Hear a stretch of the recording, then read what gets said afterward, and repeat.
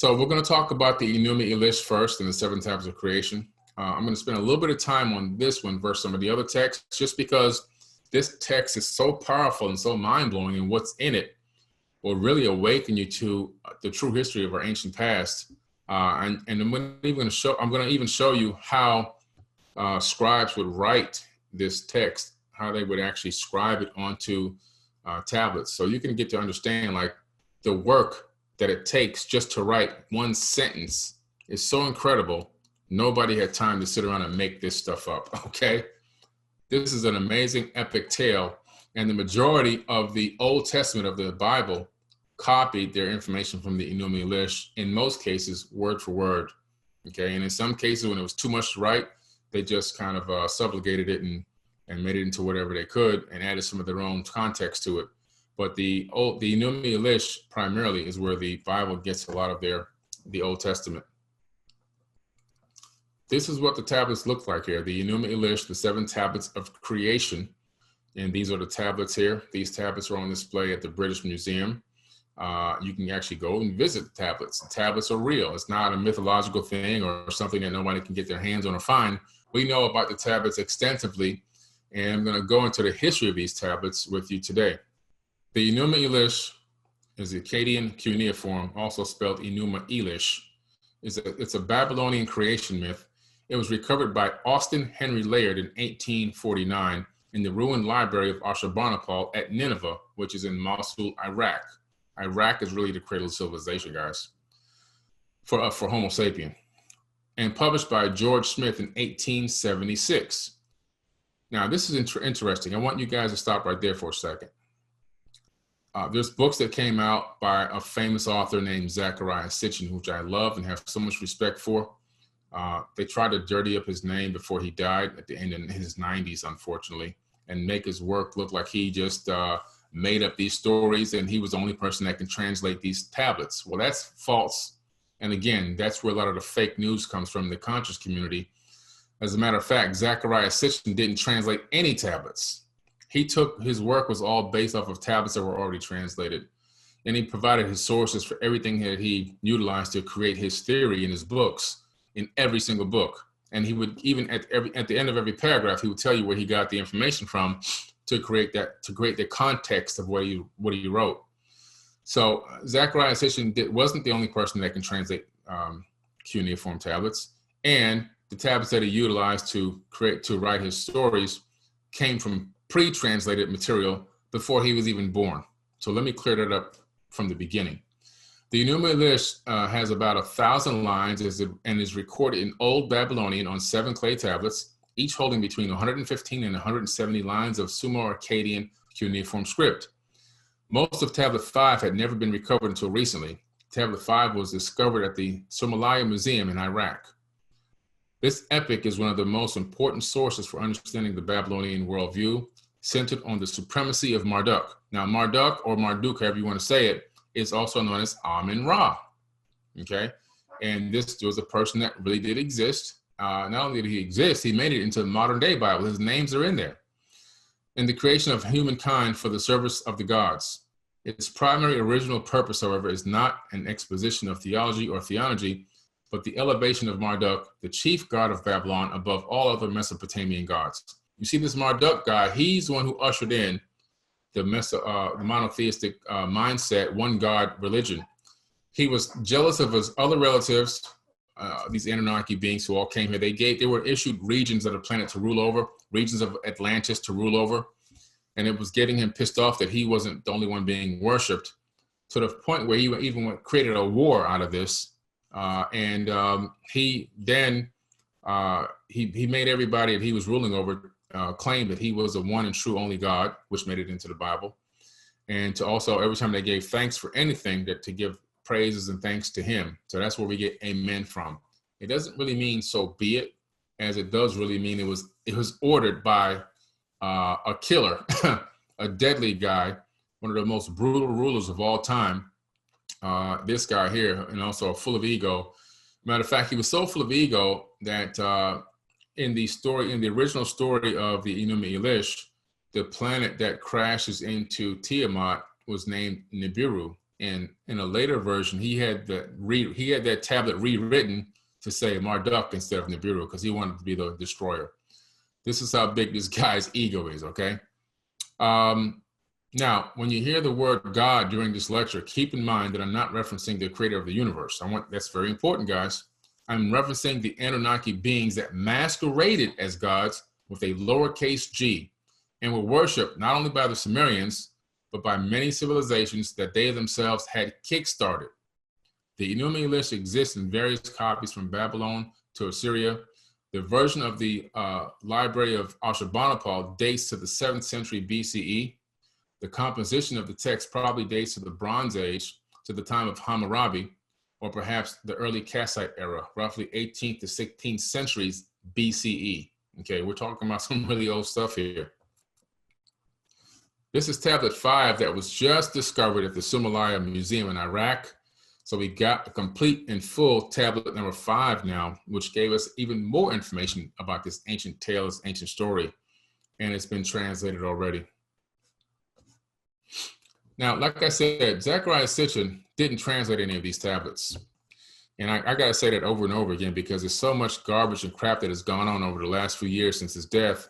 And even right before he died, a lot of even people that I thought would have been respected people in the community to bring forth truth and information also did not do their research. They just went with whatever they saw on YouTube and started saying that this Zachariah Sitchin made all this up.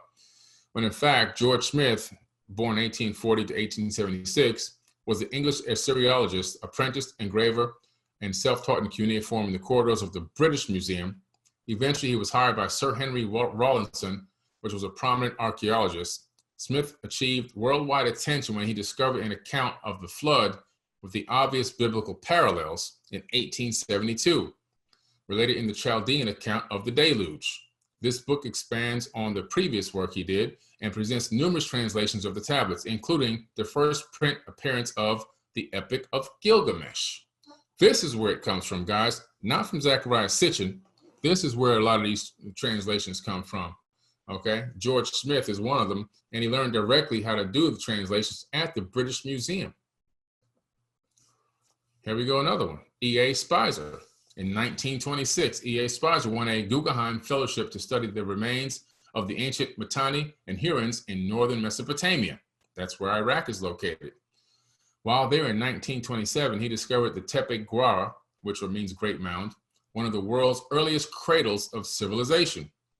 In 1928, he was appointed assistant professor of Semetics at the University of Pennsylvania and the full professor in 1931. He was field director of the joint excavation of the American Schools of Oriental Research and the University Museum in 1930 to 1932, 1936 to 1937. Undertaking excavations at Tepe Guara and Tel Bila, he also translated the Hurrian legal text found at Nuzi. After the war, he returned to the University of Pennsylvania, where he was chairman of the Department of Oriental Studies from 1947 until his death in 1965. He was also appointed Elish Professor of Hebrew and Semitic Languages and Literatures there in 1954. He translated and wrote extensive commentary for the volume on Genesis in the Anchor Bible series and was one of the editors of the Torah in the New Jewish Publication Society of America version of the Old Testament. Noted, a student of his was future professor Marsh Greenberg, who became an Israel Prize Laureate in Bible Studies. There's another person that also translated the Enuma Elish. So you see his biography, is a mile long. These are very, very learned men that this Enuma Elish and a lot of these other tablets went through, their studies and their research, and they translated a lot of this content. And like I said before, a lot of authors like myself, we thank these guys. They did a lot of the heavy lifting for us. Because of what they did back then, we're able to extrapolate now and come up with our own theories, ideas, and understandings of these ancient tablets.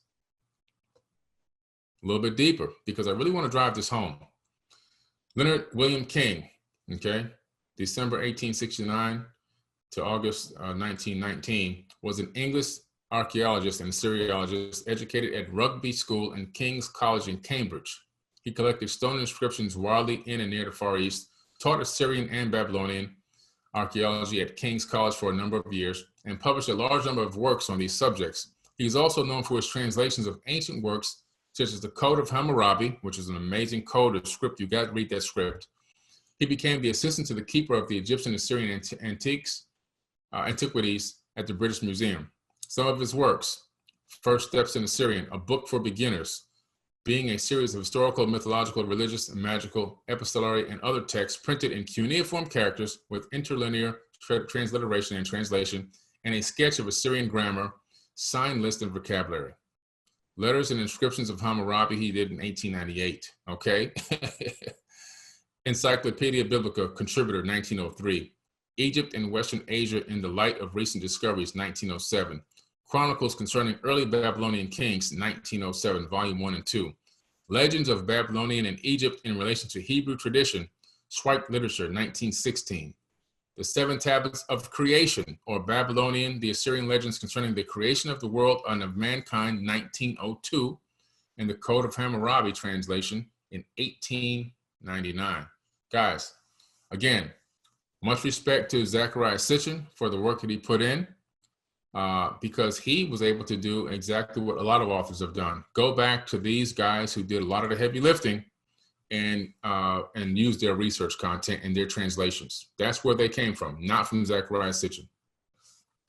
This stuff can be found in the British Museum. These tablets and these scriptures, they can all be found in the British Museum. They have a lot of amazing stuff at the British Museum in London. And if you want to see it, you can just hop on a plane and go there. If you're close by, go out there and check it out. You'll be able to see for yourself that these things are real and they really do exist.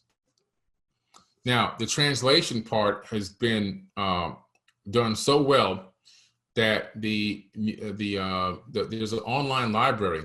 It's the UCLA CDLI Cuneiform Digital Library.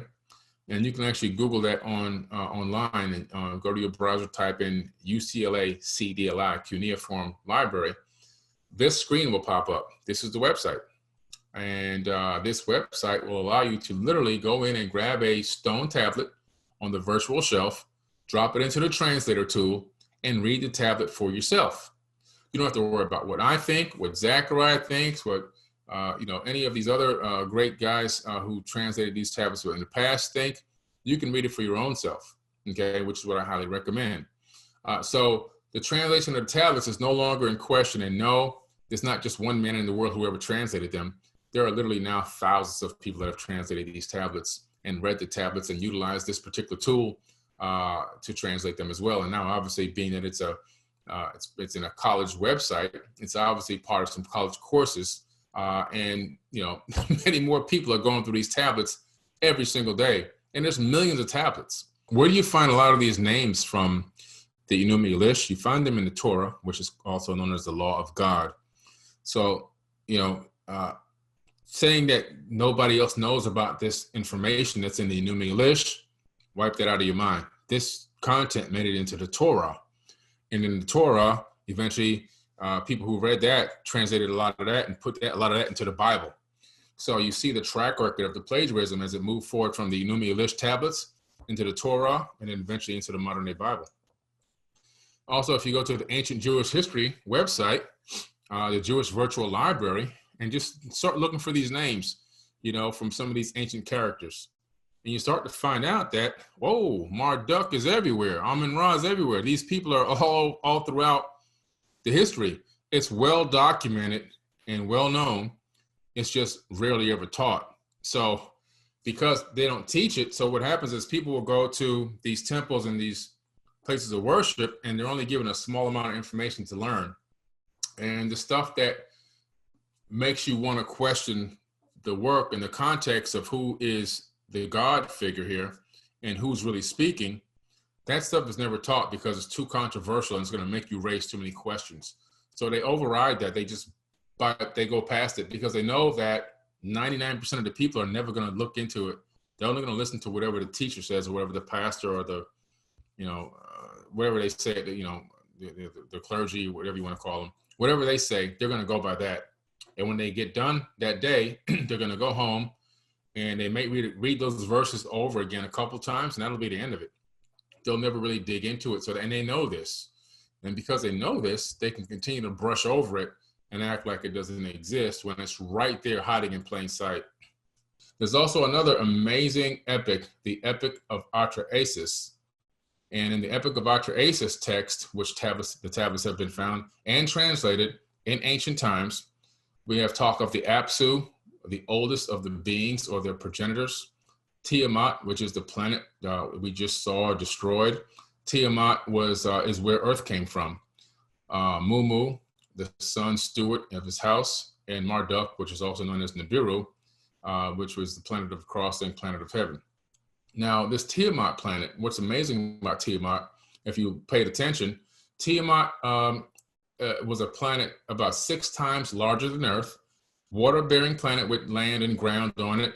People lived on Tiamat, beings.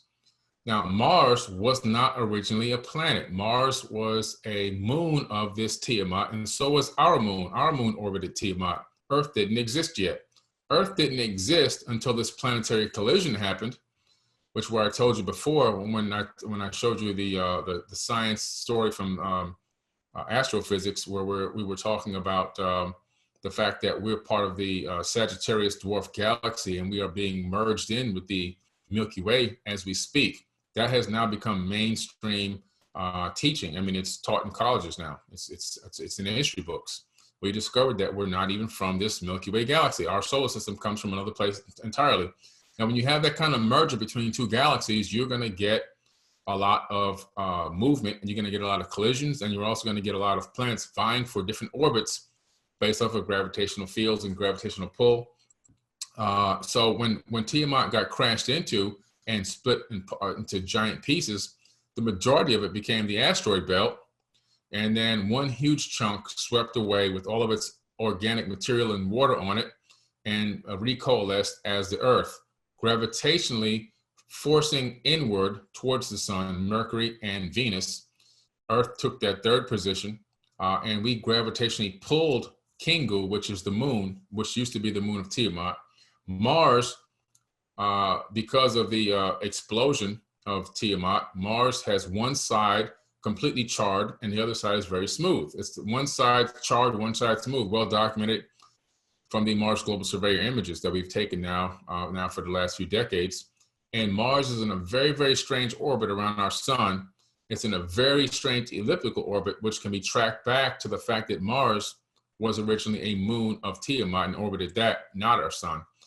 But when Tiamat exploded, it slung Mars into this very strange elliptical orbit. So when you look at Mars's orbit around our sun, when it's in perigee, when it's its closest approach, it's about only 80 million miles away.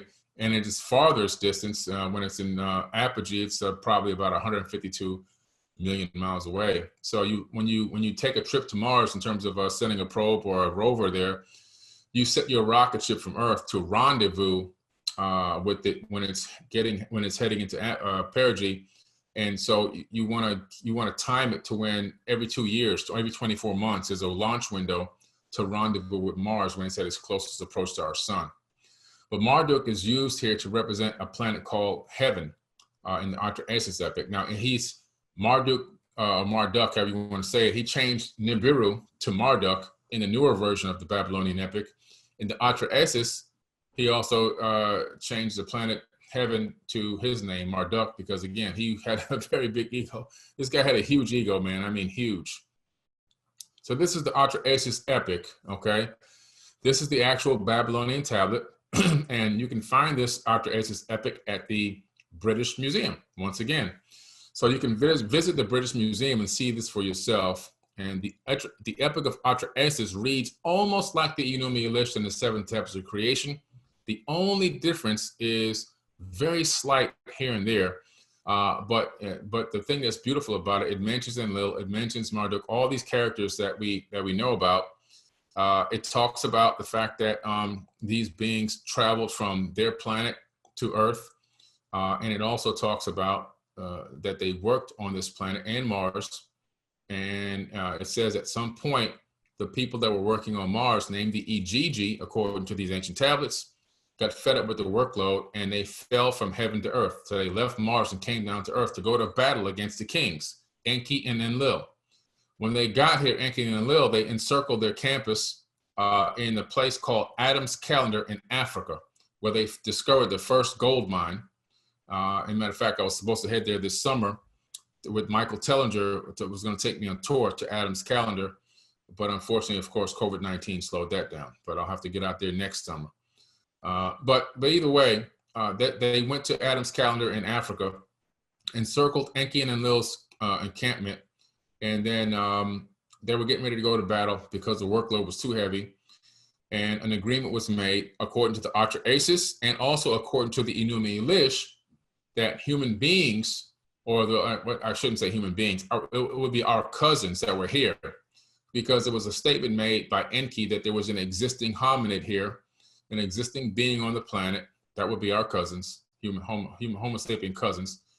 And he said his exact words, we can basically add our essence to them and we can get them to do the work. So he's talking about genetically modifying the existing hominid. So again, the Anunnaki did not create human beings. They did not create us. We didn't just come from some type of a weird petri dish.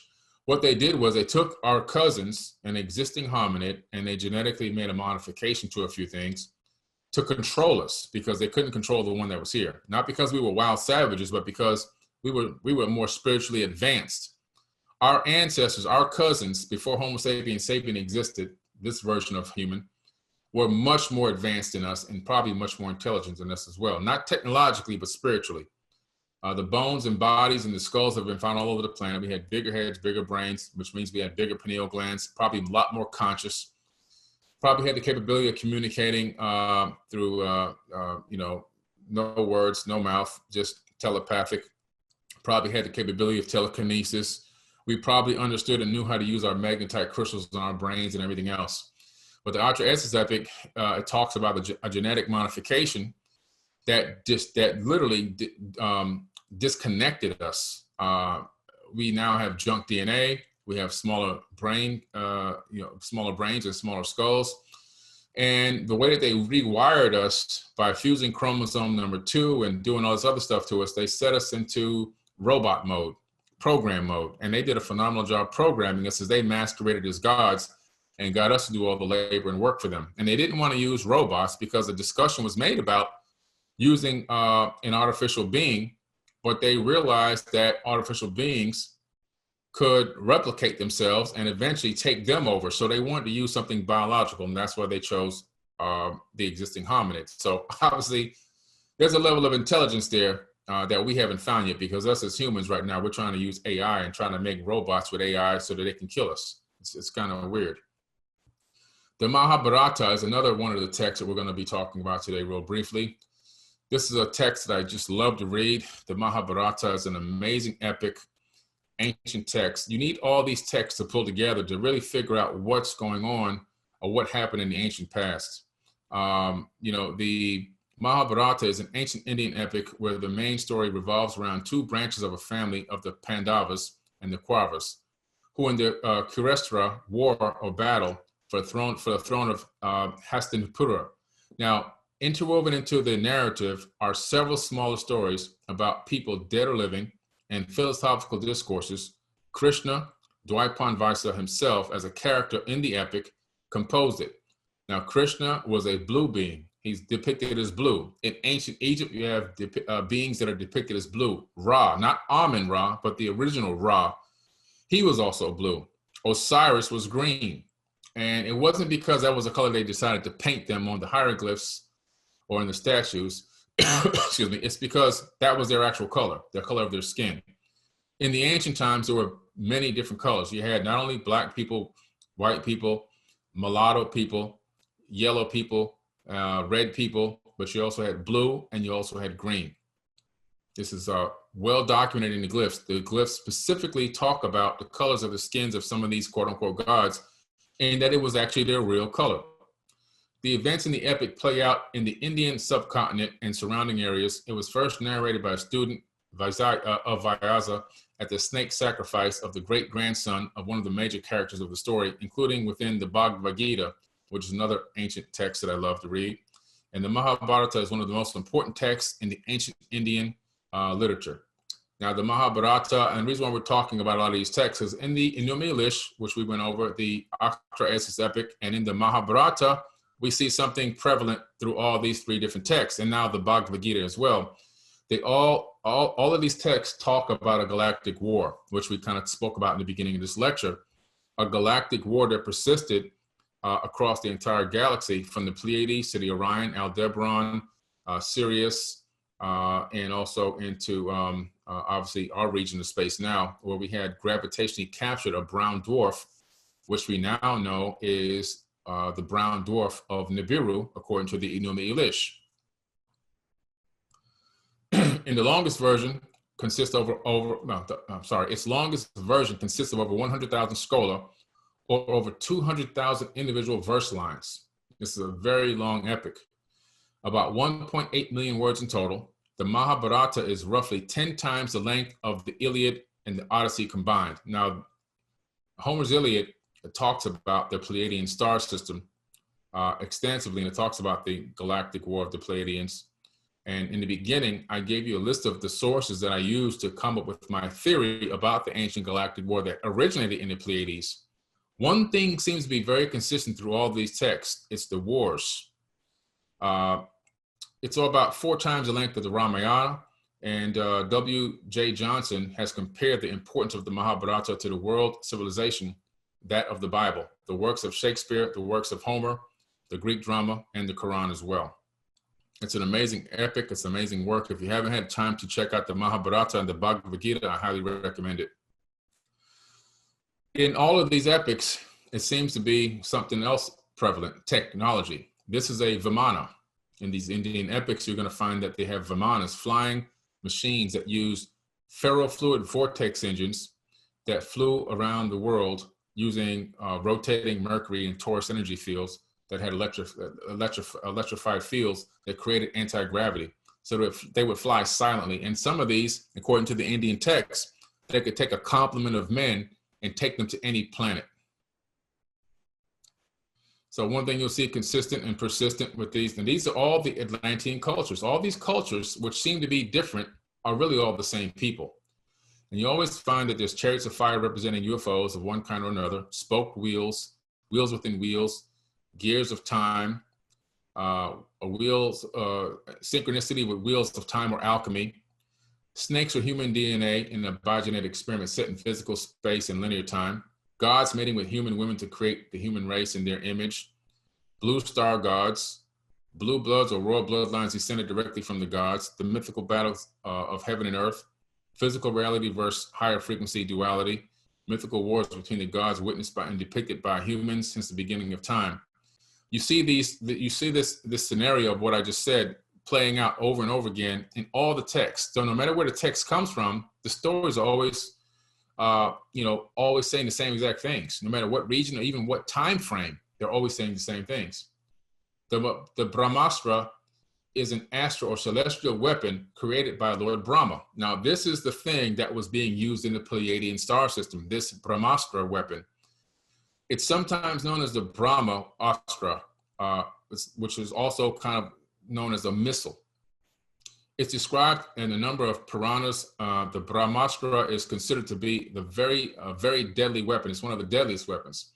When the Brahmastra is discharged, neither a counterattack nor defense of any kind can stop it, okay? It literally was a planetary killer. It was a Death Star. In ancient Sanskrit writings, the Brahmastra was a weapon created by Brahma, along with its more powerful versions like the Brahmashira Astra and the Brahma Astra Brahmastra, are said to be mythical equivalent of the modern day atomic weapons and nuclear thermonuclear bombs, respectively. The actual scripts in the Indian text say that it can destroy any man on 3 worlds. So one launching of this weapon can literally kill men on 3 different planets. That's how crazy this weapon is.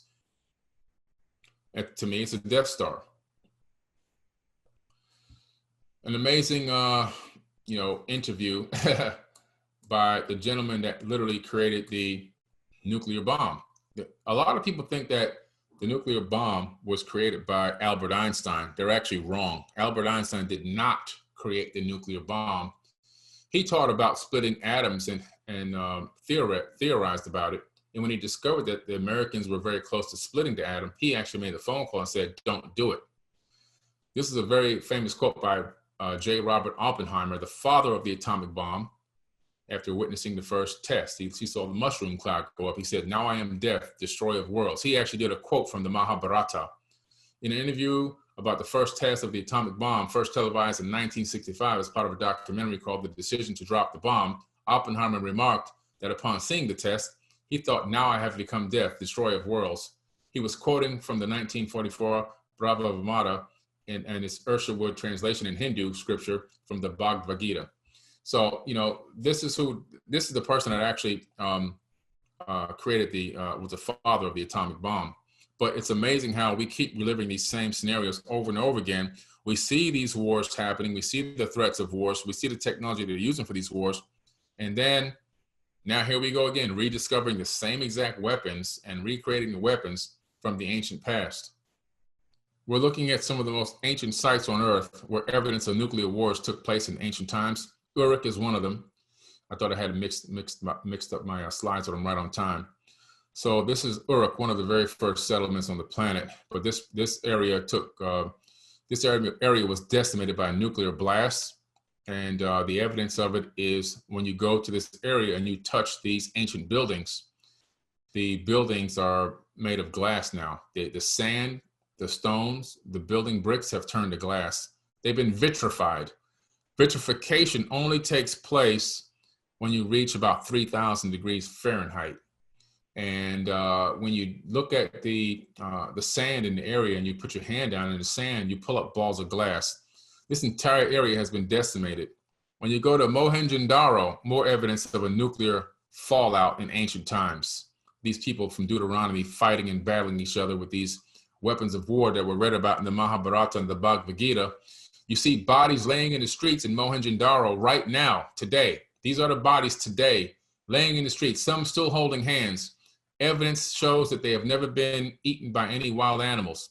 And also, when you turn on your Geiger counter to check the radiation, you find that they're 5 to 6 times higher than the background radiation noise, which means these people were radiated with a nuclear weapon. And this entire city has been vitrified, turned into glass. Again, evidence of a nuclear blast in ancient times. In the 16th century, painting illustrating, there's a battle scene in the Bhagavad Gita. And this is a battle of Kurukshetra. And these battles were amazing because in ancient times, they talked about these battles, but the thing that was really amazing was that they occurred in the sky. A lot of these battles were from the sky, and these gods were fighting each other in the sky. And to me, from a frame of reference of a human being on the ground, they're trying to reference beings with advanced technology. The Sumerian Kings List is one of the oldest accounts of these people on this planet. And the Sumerian Kings List is available in the Ashmolean Museum in Oxford, England. So if you go to the Ashmolean Museum in Oxford, England, you can go visit the Sumerian Kings List. Most recently, Jaden Smith, Will Smith's son, from time to time, I send him to different places around the planet. When he's traveling, they contact me and say, okay, where can I go to learn about ancient civilizations in this particular region of the planet?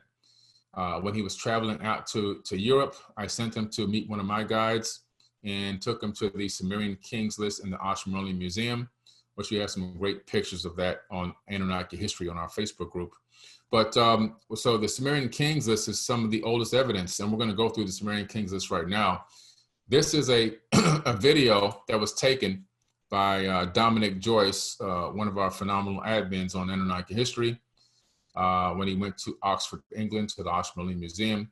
This is the tablet here that lays down the Kings List, the people that ruled before the Great Flood happened, and how many years each one of them ruled. The pre-flood or antediluvian kings on the list reigned for tens of thousands of years, measured in units called shars or sars, nears or sauces. Each one was 3,600 years. So basically, one orbit around our sun for them was 3,600 years. They consider that 1 year, 1 sar. Now, 8 antediluvial kings ruled for 241,200 years, according to this Sumerian kings list. The epochs, measured in tens of thousands of years, are reminiscent of the Hindu yugas, during which years of peace, chaos, and everything in between, represented by cycle ages lasting hundreds of thousands of years. The longest reign of the Sumerian king, Emen-Luana, lasted for 43,200 years. That's one king ruled for 43,200 years, which is oddly similar to the Kali Yuga lasting 432,000. The number 432 is an auspicious number in mysticism and also in many ancient cultures as well. The 8 kings in total ruled for 241,200 years on the Enuma Elish. I'm sorry, on the Sumerian kings list. The Anunnaki elite make their way to Earth, the 5th tablet. From the planet Lamu, the chariot departed. Toward Earth, the journey it continued. Around the moon, they made circuits, a way station they're on to explore. Around the Earth, they made circuits. Toward a splashdown, slowing. In the waters beside Eridu and Nungal, the chariot bring down. To a quay, by Enlil instructed, they stepped off. Boats were no longer needed. Enlil and Enki, their sister, were embraced greeting. With Nungal, the pilot locked arms. The heroes, male and female, by present heroes were shouts greeted. All that chariot had brought was quickly unloaded. Rocket ships and skyships, and tools by Enki designed, and provisions of all kind. 450,000 years ago. Okay, 450,000 years ago. Let's look at Enlil's construction plans. On the way, Enlil to her, the landscape showed. The Eden extent he showed. From the skies, Enlil to her, his plans explained. An everlasting plan I have designed. To her, he was saying, he's talking to his sister. That which I have all time construction shall determine, I have laid out. Away from Eridu, where dry land begins, my quarter shall be. La Arsa will be its name. A place for directing it shall become. On the banks of Baranu, the river of deep waters, will it be located. That's in Africa. A twin thereof, a city shall in the future arise. Lagash, I shall name it. Between the two on the plans, a line I have drawn. 60 leagues or after a healing city shall come into being. A city of your own it shall be. He's given his sisters her own city. Shurabak, the haven city, I shall name it. On the center line it shall be located. To the 4th city it shall be leading. Nibiru Key. Key means earth. So they're calling this area Nibiru Key. So this might be where the portal is located or the Stargate is located. Earth's crossing place, I will name it.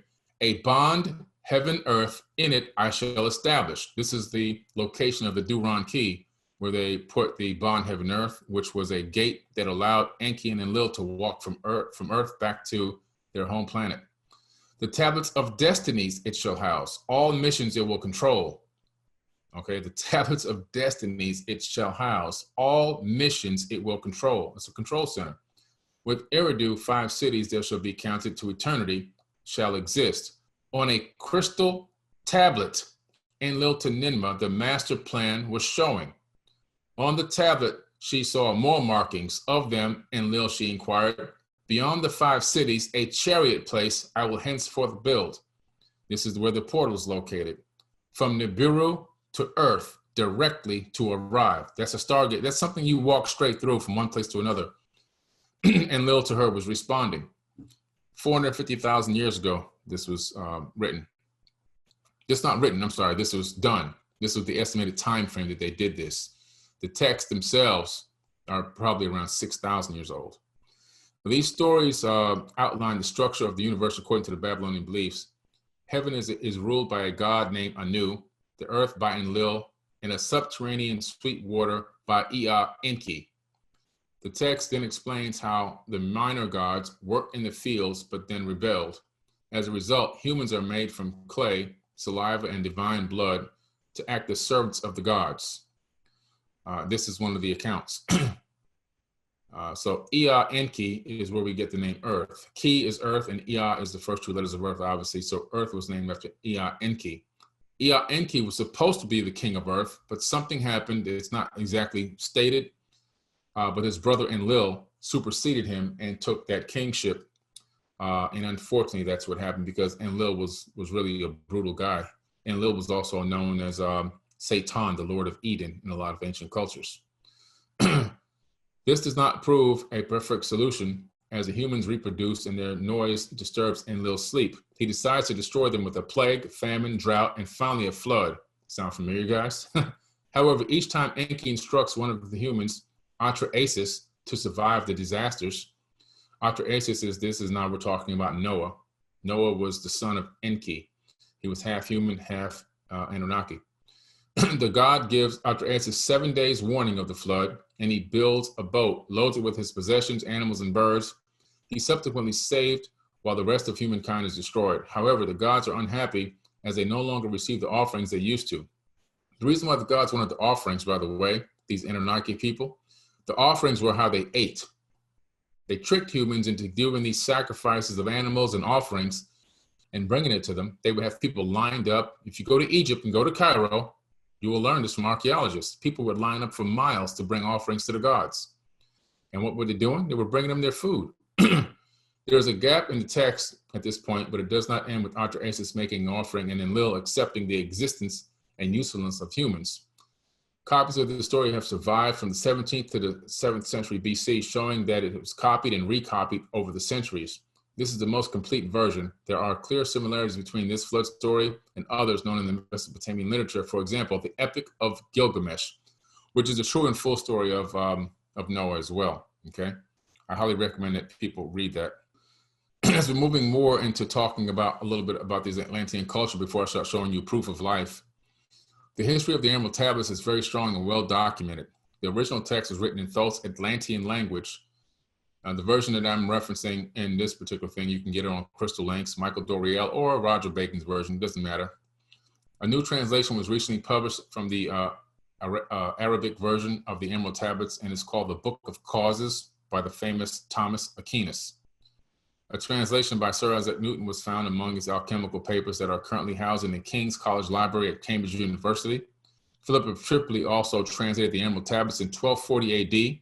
Also, a famous version called The Book of the Secret of Creation and the Art of Nature was written in 683 AD. A famous author named Roger Bacon was accepted to Oxford University at the age of 13, also translated and wrote a version of the Emerald Tablets. He was an English philosopher and Franciscan friar who placed considerable emphasis on the study of nature through empirical methods. In the early modern era, he was regarded as a wizard and partly famed for the story of his mechanical or neurocratic brazen head. He is also sometimes credited as one of the earliest European advocates of the modern scientific method, inspired by Aristotle and by later scholars such as the Arab scientist named Al-Hazen.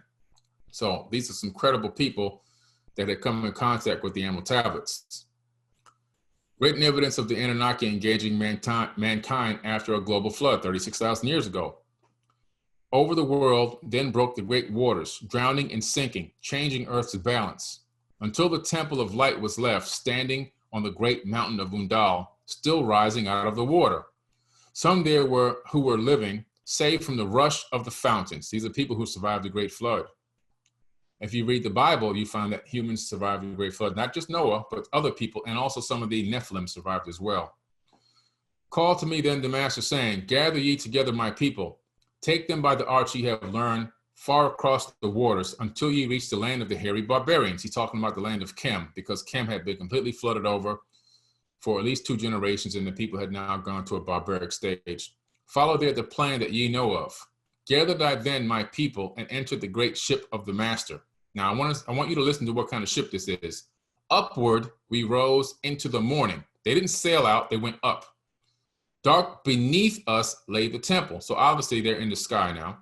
Suddenly over it rose the waters, vanished from earth. They've now left the atmosphere.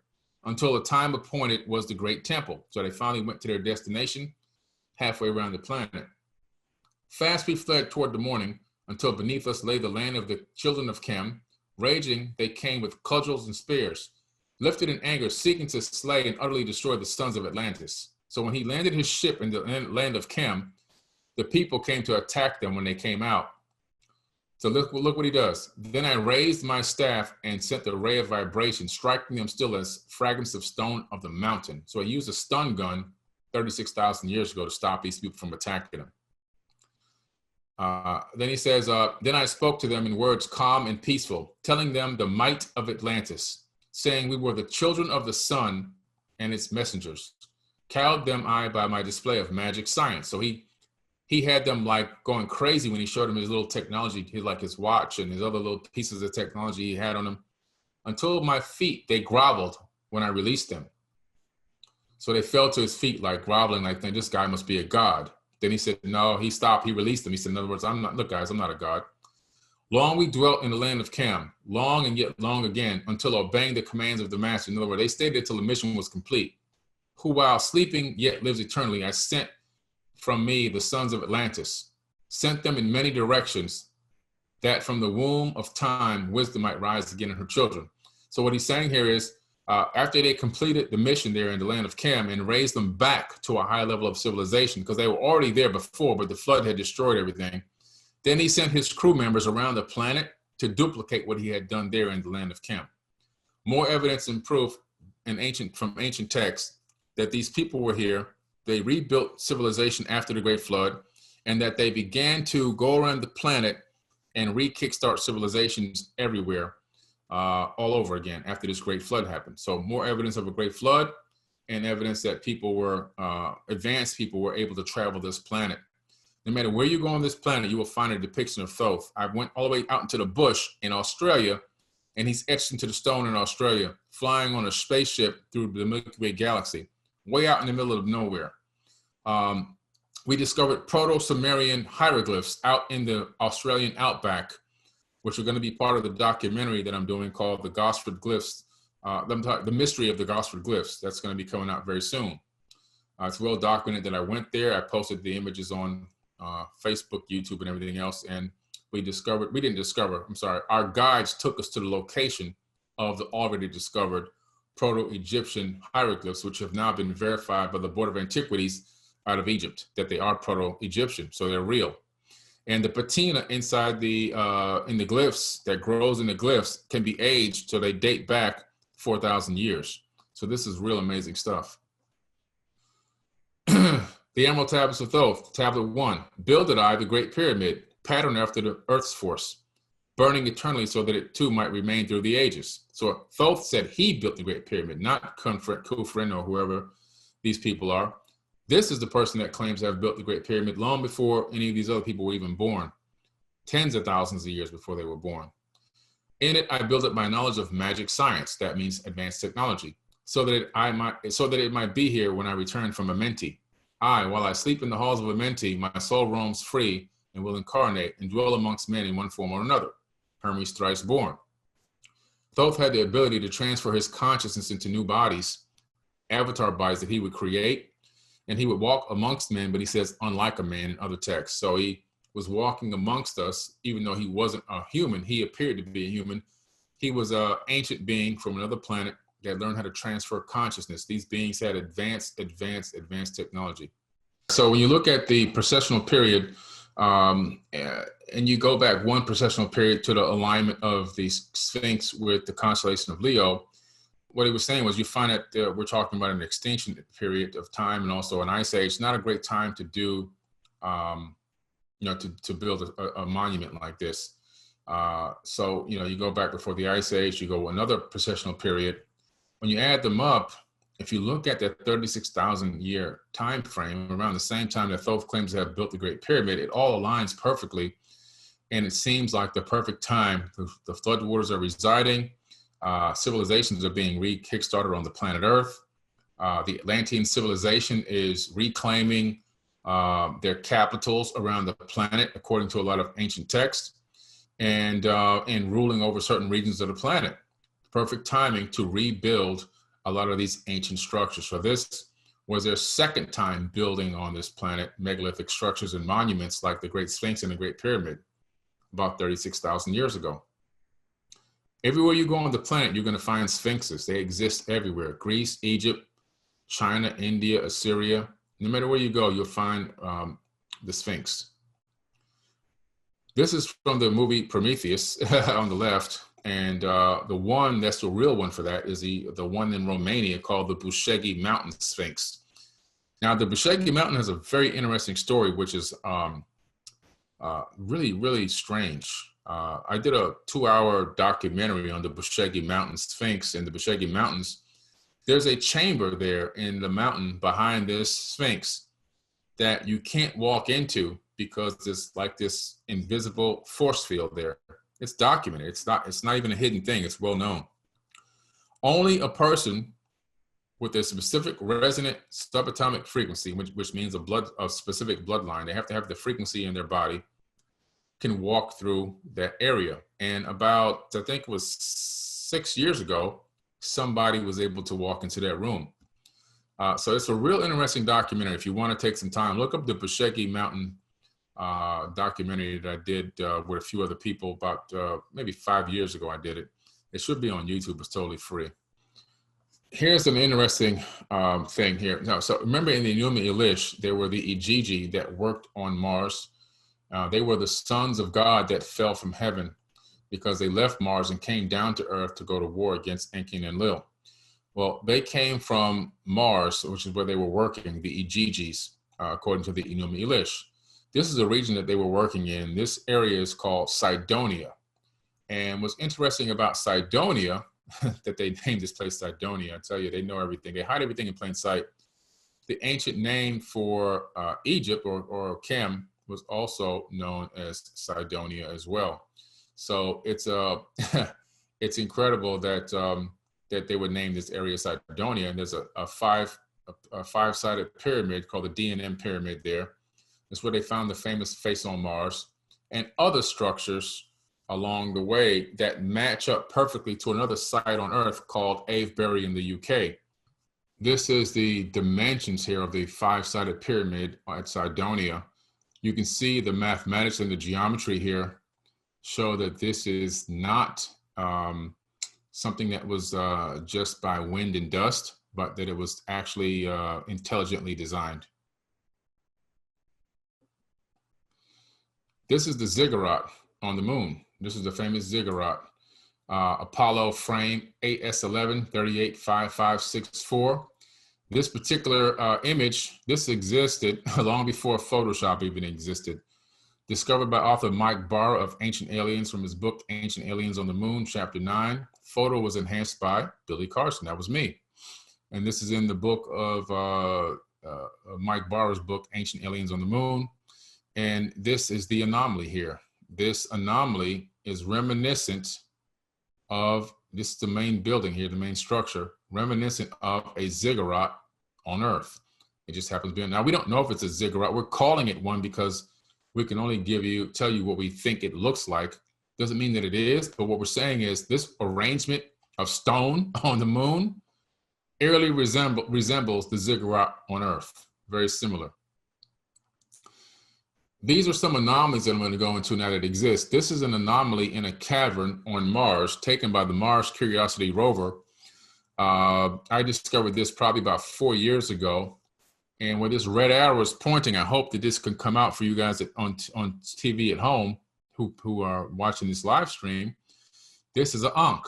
This is an Egyptian Ankh right here laying on the ground on its side, leaning up against this stone here on the side, right where this red arrow is.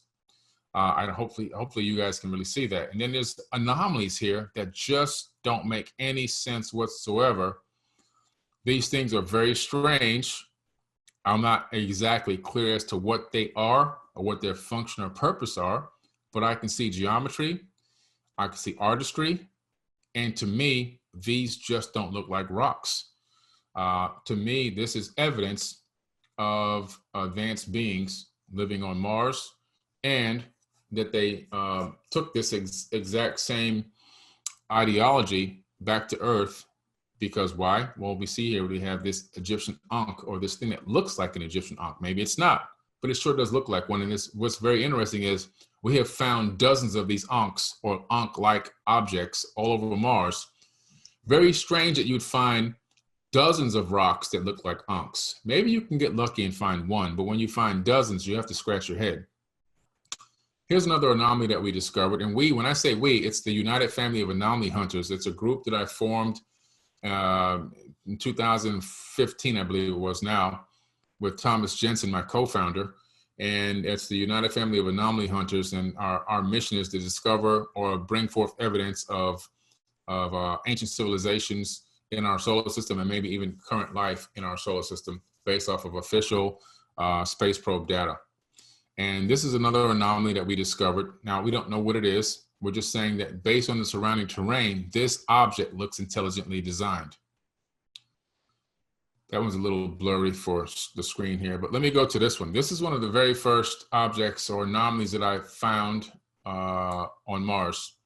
This is an image here. It's called the Presidential Panorama. It's from the Mars Pathfinder mission from JPL. JPL hosts this image. The top half is what you can see in the original image. The bottom half is when I just literally brought forward what the anomalies were and magnified them. Nothing else. No modification, no editing, no change in color, no contrasting. Just bring them forward and blow them up so we can see exactly what we're looking at. And right away, you can see that these things look like anomalies. They don't look like things that belong there. This is the first image that I found on Mars that had anomalies. And in the background, it appears to be what might be or could be a potential pyramid structure right in front of this Sphinx-like type object. Pretty interesting. They always seem to duplicate the structures that they create on Earth. It seems to be duplicates or analogs of them on the moon and on Mars. And it kind of makes sense because if you go to Sam's Club or you go to Costco or you go to your favorite grocery store, if it's a big chain, they typically have one architect and they'll have one team that travels from city to city building and taking control of, not physically building it themselves, but obviously, I guess you call it overseeing the construction of a lot of these ancient sites. And in this particular case, I think it's the same exact scenario, the same architect. The evidence of the same architect is on all of these ancient sites that go from Earth, Moon to Mars and even beyond. And because of that, you're going to see the same types of structures and the same dimensions in some cases, being built. That's just my opinion. Here's another very amazing anomaly that I've discovered here. This anomaly is on Mars, Sol number 36. And so from Sol number 36, this object just doesn't belong there. I mean, when you really take a look at this object, hopefully this comes out clear on your screen at home. It just looks like it might be a vehicle out there in the Martian landscape. And it may look like it's an older vehicle as well. Now, the thing that I discovered in researching Mars and Earth and these ancient civilizations, specifically the Igigi and the Anunnaki, it appears that there was a civilization running on Mars concurrently to the civilization running on Earth. In other words, they were running at the same time. Now, according to the record, the civilization on Mars seemed to be more advanced, slightly more advanced, like about 100 years or so ahead than the one on Earth. And because of that, the technology on Mars appeared to be more advanced in some cases, not all cases, but in some cases. This is another anomaly that I discovered on Mars in McMurdo Valley. Now, there's a McMurdo on Earth. It's really amazing that they gave a place on Mars the name McMurdo. This object is sitting out there right in front of some green grass and brush, and it's just sitting there out in the distance, and it doesn't look like a rock at all. I don't know what it is. I can't tell you what it is. All I can tell you that it doesn't look like a rock. And it looks like it could be, in my opinion, technology of some sort, but not specifically. What type specifically, I can't tell you. I just know it doesn't look like a rock. And this is one that I discovered probably about, 2020, probably about 5 years ago. Here's one from one of our greatest anomaly hunters, Martine Graney. This appears to be again, when I say what it is, it doesn't mean that I'm saying this is what it is. What I'm saying is what it appears to be based off of my frame of reference from being an earthling. It appears to be a statue that's partially covered by mud. In other words, the head is the only thing that's visible. Okay, so you can get an idea that this thing has 2 eyes, a nose, and a mouth sticking up out of the mud. Mars had 2 global floods and 2 pole shifts of the crust of the planet. And that's not from ancient texts, that's from modern science that we have now on the planet. We've spent over $100 trillion on missions to Mars, and we've sent hundreds of missions to Mars, we meaning the planet Earth and from various different governments. And we've now collected so much data, we know a lot about the planet itself. This is another interesting image. You can see a 90-degree angle here bending. You can see things that don't look like rocks in this image. And again, this is a Curiosity front left HazCam image from 2015 from Martine Graney. Here's another interesting anomaly. This almost looks like a biological piece of material. I don't know exactly what it is. Some people say they think it's the head of an animal. Some people say they don't see anything there. I see what might be the head of something. Again, this is conjecture, but these are things that after further research and having multiple anomaly hunters take a look, we just come up with the same conclusion that this thing that we see doesn't belong. So we catalog it. We've cataloged about 58,000 anomalies. Here's another amazing anomaly here.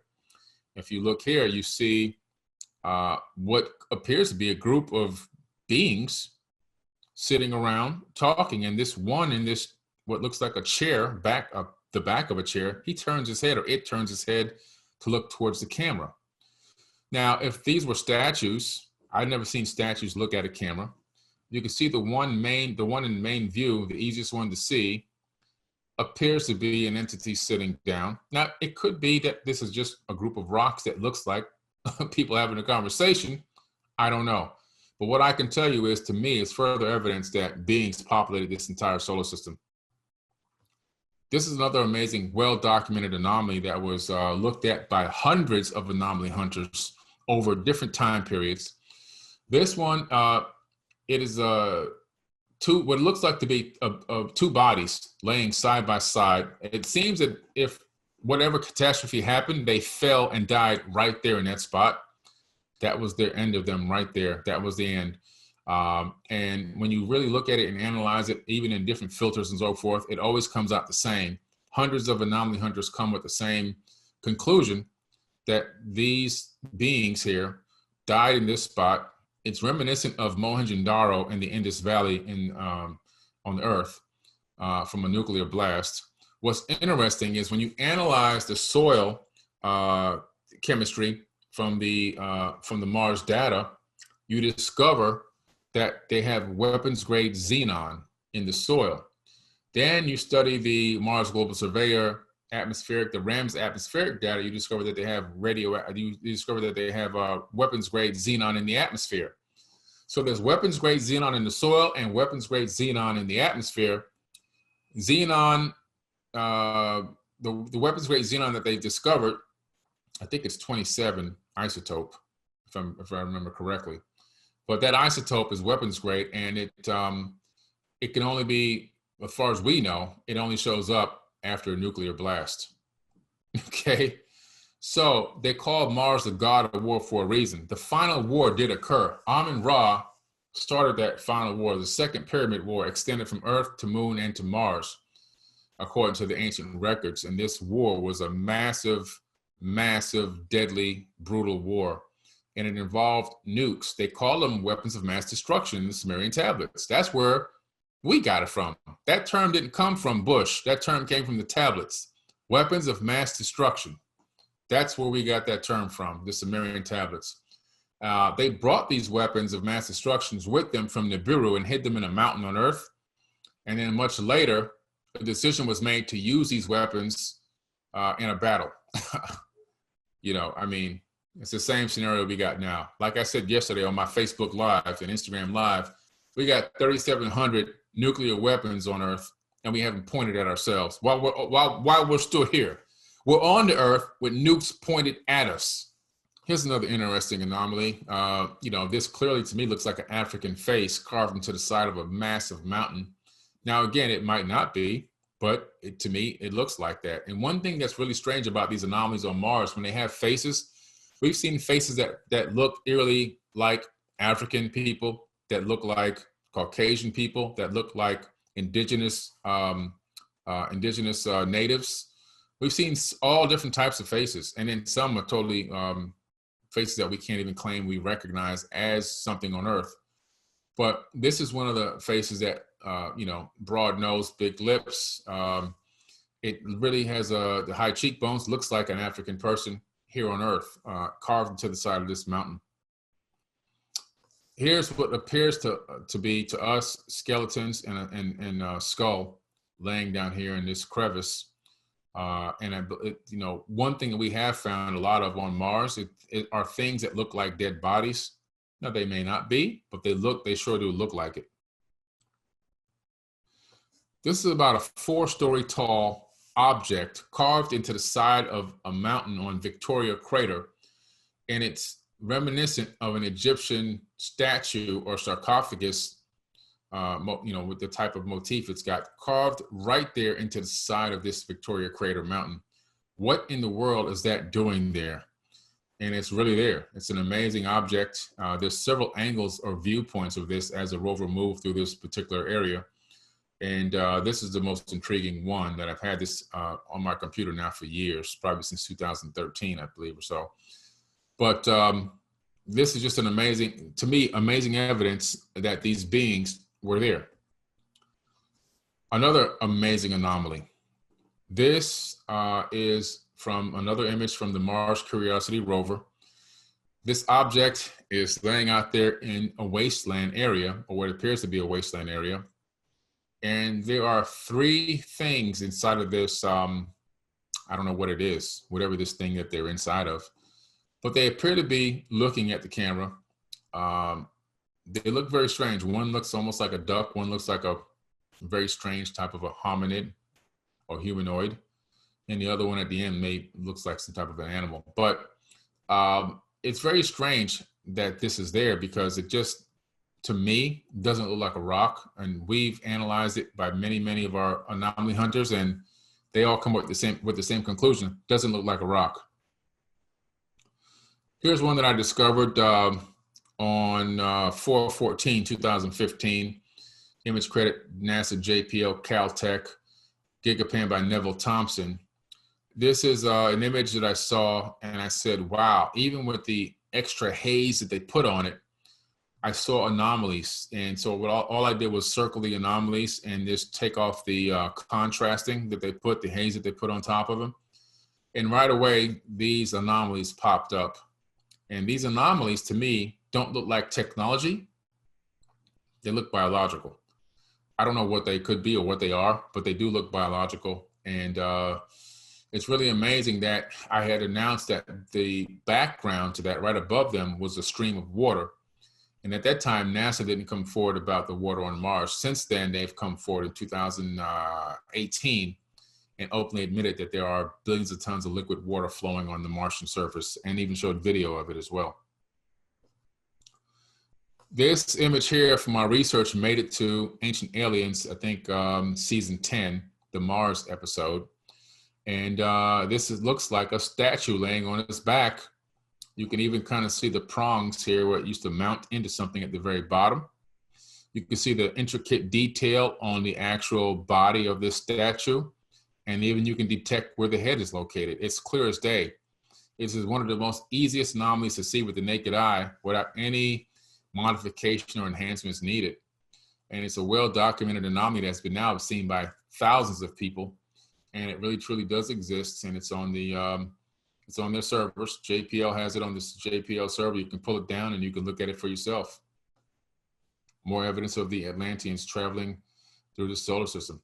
First look at this image, you may not see anything. Your first look, your first glance. Now, if you pay attention to the highlighted edges or these straight edges, you'll start to begin to see an outline of something that exists here. And when you go to the colored image of the anomalies, computer colored, you can then detect what's there. It appears to be some type of very strange vehicle, something I've never seen before on Earth. And it appears to be stuck on this wall. And it looks like there might be an entity here in the back and an entity towards the front trying to figure out how to get this thing unstuck. Is it exactly that? I could be wrong. I could be wrong. It could be nothing. However, based off of my research and my expertise, my years of doing this, my personal opinion and many other anomaly personal opinions is that this is, these aren't statues. This is something that's really there.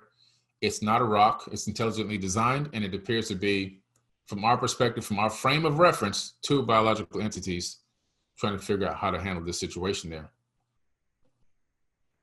Another amazing anomaly discovered by Mike Ivey, one of our incredible anomaly hunters. When you look at this object, I mean, there's no question what it is. It looks like some type of a SUV. And at the very top, it has what looks like a turret on top, you know, a gun turret. This isn't the only thing that has a gun turret on it on Mars, or it looks like a gun turret. There are lots of objects on Mars that have these anomalies. Here's another one. This is another amazing anomaly, and it looks like some type of a modern tank. And if you look at the shadow in the back that it's casting, you see the shadow of the turret, the gun turret. This is one of the most amazing anomalies I've ever seen on Mars, just because it's clearly on a dirt road. And in the full image of this, there's objects behind it. This is a convoy.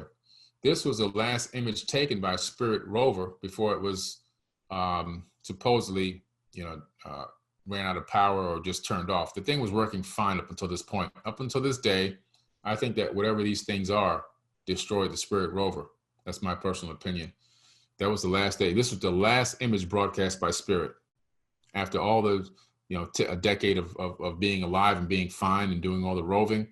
And all of a sudden it comes across this and it's over. Just like that. These are trees. This is a forest on Mars. I provide the exact location on the image. Anybody can look these up. NASA doesn't hide this. There are forests on Mars in the North and South Pole. There are forests, trees, pine, what we would call pine trees. They could be called something else, but there are trees there amongst this snow.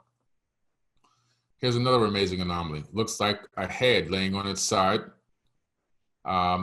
Might just be a rock that looks like a head, but I tell you what, it's strange how we keep finding these things everywhere. One of my greatest anomalies ever discovered. This is from Sol 1112, and this appears to be some type of a aerospace technology that's sitting there, damaged on the Martian surface. You can see the wing, you can see the fuselage, you can see, it's everything. You can see it. It's clear as day. There's no hiding this one, what it is. This is some type of a plane. Okay, it's got a cockpit, it's got a fuselage, it's got a wing, and even has what appears to be maybe an engine on the wing. It's got looks like maybe 3 or 4 wheels in the front touching the ground. I just think it's something, a remnant of from a time long gone when people used to live there and flourish before the last war. Remember I told you there were a lot of Ankhs on Mars. Here's another one. If you look in the lower left frame, you'll see another Ankh just laying out there on the Martian soil. We literally have found dozens of Ankhs now, dozens and dozens of Ankhs. They're everywhere. They're everywhere all over Mars. Another thing that's on Mars are a lot of S's, or what looks like to be an S, but not an S like the letter S in our alphabet, more like the artistic version of the S on Superman's chest. They're everywhere as well. Here's another amazing anomaly. This is from Eric Coolidge, one of our great anomaly hunters. I mean, come on, guys. This looks like a shuttle, Looks like a shuttle sitting out there on the sand. I mean, it's clear to see that it's not a rock. You don't have to be a rocket scientist to figure this one out. These Atlanteans travel from planet to planet, just like the Enuma Elish said, and the Atra Hasis epic says in the ancient Sumerian epics. They came from Mars to Earth to go to war against us, literally. Here's another crazy anomaly. This thing looks like R2-D2 land. It's just sitting out there in the middle of the Martian desert. It literally looks like an R2-D2 type of anomaly. We don't know what it is. but it's really there. This one made the news several times over. I had news reporters scratching their head trying to say, what in the heck is going on up there? You know, and it's there. This is a real anomaly. Here's another anomaly. I call this one Colonel Sanders. This is a structure with a head carved on top. So whoever this person was must have been a very, very important person, because why would you carve a head on the top and then put this head on top of a building or structure? I think this must have been a memorial. This could be the person's memorial building or memorial structure. We don't know what it was, but like I told you, there's multiple races on Mars. You can see black people, white people. You can even see what we call Native American people on there, up there, etched into different stone work and everything else. The way that they look, you can tell by the features. So we, from our frame of reference on Earth, we would say that this is this particular race of a person. A lot of tanks on Mars. This is another tank that we discovered. There's probably maybe close to 400 or 500 tanks that we've got cataloged now. This is just one of the many tanks. You can see the gun turret. They love gun turrets up there on Mars. This is what looks like to be a helmet. This is a helmet. I mean, now on Earth, if you go to the Bronze Age, you find these kind of helmets in the Renaissance period. And this is kind of strange that we find this helmet laying out there in the desert on Mars. This is from Joe White, who one of our researchers, who's one of the best we have. He's also been on Ancient Aliens, and a lot of his work has been used in a lot of shows, as well as he's made the news many times over with his anomalies. This object just sitting out there in the middle of nowhere in Mars eerily resembles a modern day battle cruiser. Okay, is it a battle cruiser? Maybe not, we don't know, but it sure does look very similar to one. Very, very similar. This is a dilapidated structure on Mars. You can clearly see the geometry. You can see where the damaged areas are. You can see the base. Remember, Mars had a global flood twice. This is something that survived the flood, but barely. What appears to be the head of a soldier with a helmet on sticking up out of the mud. Could it be that? Maybe not. But well, only from our frame of reference can we tell you this thing doesn't belong with the surrounding terrain and what it looks like to us.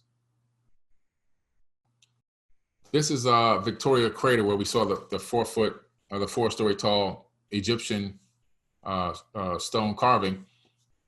Just to the east of that carving, there's these two objects carved into the same crater. I call this one the Queen and the King. This is almost like a female type of a face, and this is like a Toltec, a male Toltec, like the ones I saw when I went to the Pyramid of Kukulkan in Tula, Mexico, a few years back. Pretty interesting anomalies. This right here is I have no clue. I found this on Sol 1112 on Mars, Caltech image, and it just is bizarre. So I cataloged it. It looks like a lot of crazy stuff going on here, but not rocks. So it's supposed to be just rocks up there, but whatever these are, that ain't them. To me, this is more evidence of an ancient Atlantean culture living on Mars under the name of the Ijiji, according to the Enuma Elish. This was a structure that we found, or something that we found that looked like bone, and so we duped it and put it together so we can get an idea of what it might have looked like if it had two equal sides. And you can clearly see that it really matches up and could have been a biological entity, some type of animal maybe in the when it was alive. Smiley faces. There's probably about 3 or 4 dozen smiley faces on Mars. Somebody takes the time to build these gigantic smiley faces all around the planet. Why? We have no freaking clue, but they do it. Maybe they're just, who knows? We have no clue, but there's a lot of them. Excuse me. Here's another anomaly. This object, we don't know what it is, but we just don't think it's a rock. It has too much geometry. It has too much detail on it. It looks intelligently designed. And there's this weird anomaly here at the back of it. We don't know what it is. but it's very strange and we don't think it's a rock. Another amazing anomaly here. Again, what is it? We don't know, but just doesn't appear to be a rock. Appears to be intelligently designed. This, an amazing anomaly here. We don't know if this is a real biological entity, a statue, or just a trick of light and shadow. But I tell you, it sure looks like something wearing a hat and some type of clothing sitting out here. It's always strange how a lot of these things end up looking at the camera. I showed you that one already. Another strange one. We don't know. We don't know what it is. It's just very strange. This is Venus. This is a mega city I found on Venus. One day I said, let me just go to usgs.gov. Nobody's looking up any Venus images. Let me see if there's anything I can find on Venus. I went to Venus and I found this 256-mile cross section of a city using the radar imaging from usgs.gov. Anybody can pull this up. When I looked at it right away, because I study a lot of these anomalies from space, I recognized a city from space, and I went and found something similar on Earth. So to the right is the Burj Khalifa in Dubai, and you can see how it's eerily reminiscent of the city that I discovered on Venus, with all the canals and the lakes and the highways and byways and everything else in the buildings. You can see that this structure here on the left, this city on the left, has structure to it. It has design to it. And it doesn't belong there. According to the data, there should be nothing up there because it was supposed to be raining molten hot and lead and everything else. Meanwhile, when I found this, I was so shocked. I dug more into the research of Venus and found that Russia had sent 14 missions to Venus called the Venera missions. They even have audio and video of the landing and what they found there. There's an object running around in front of the Russian lander, the Venera lander, that looks like a land crab. That's been on the NASA servers for decades, and it's available to the general public. So I believe that there is life on Venus. Venus is the sister of the Earth, same size, same dimensions roughly. And I believe that there's people living there right now today. Just my opinion, based on what I found here. This isn't the only city that I found, just one of them. Here's another massive structure. If you look towards the center of this in a slight angle, you will see this massive solid structure here with support beams underneath. This object, when you take the measuring tool to see how big it is, it's almost a mile tall. It's a massive structure right here on Venus. Okay, guys. So that is my workshop for the day. I hope you guys enjoyed it. Thanks for logging in. Don't forget, go to portaltoascension.org, portaltoascension.org to watch this in its entirety from the beginning. It's a pay-per-view, so you can log in and watch it over and over again to watch the full 3.5 hour, whatever I've done. I don't even know how much time I've been on here, presentation. I really appreciate y'all. Don't forget, support Neil Gar. He does a phenomenal job making these types of things available to the world. And I want to thank you, myself, Neil, for having me on, and I look forward to the next one.